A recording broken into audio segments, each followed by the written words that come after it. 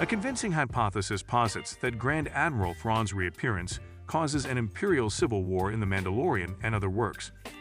Grand Admiral Thrawn plays a significant role in the Empire's strategy to retake the galaxy, which is being built up by The Mandalorian and related series like Ahsoka.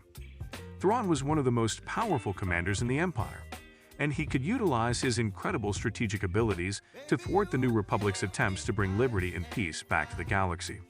That explains why, in the Star Wars Rebels series finale, Jedi Ezra Bridger gave up so many years of his life to stop Thrawn from seizing control of Luffle and other worlds, and why Ahsoka Tano was so adamant about preventing his return in Ahsoka.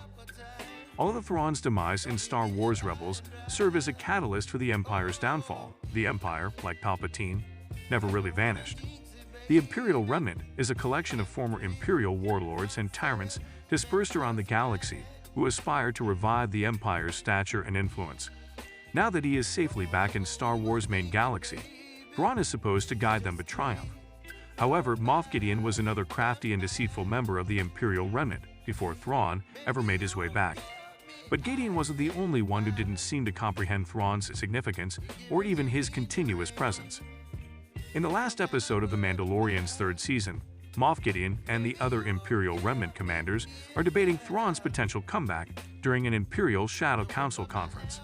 It's evident, though, that Gideon and a few other Imperials don't think that Thrawn is the organization's best chance for survival.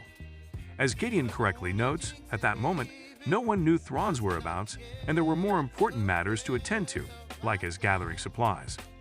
Even though Gideon is, presumably, dead following the explosion of his Imperial base on Mandalore in the third season finale of The Mandalorian, the Imperial leaders who shared his views still exist, and Captain Pelayan, who once collaborated closely with Thrawn, might find it difficult to persuade his colleagues of the Grand Admiral's significance.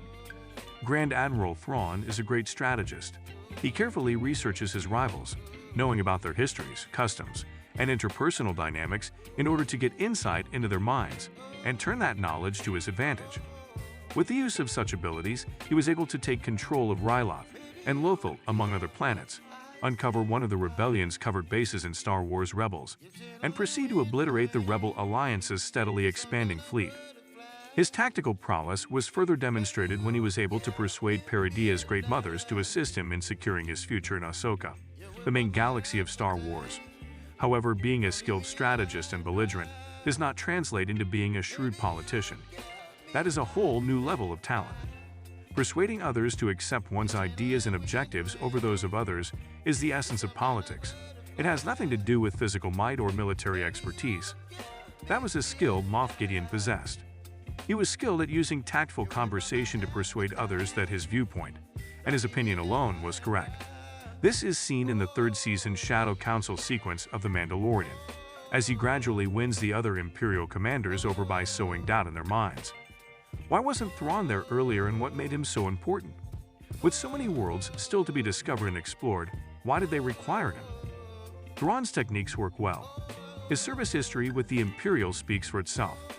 However, that doesn't guarantee that everyone will support his strategies or his leadership, particularly if such actions potentially obstruct someone else's pursuit of fame or fortune.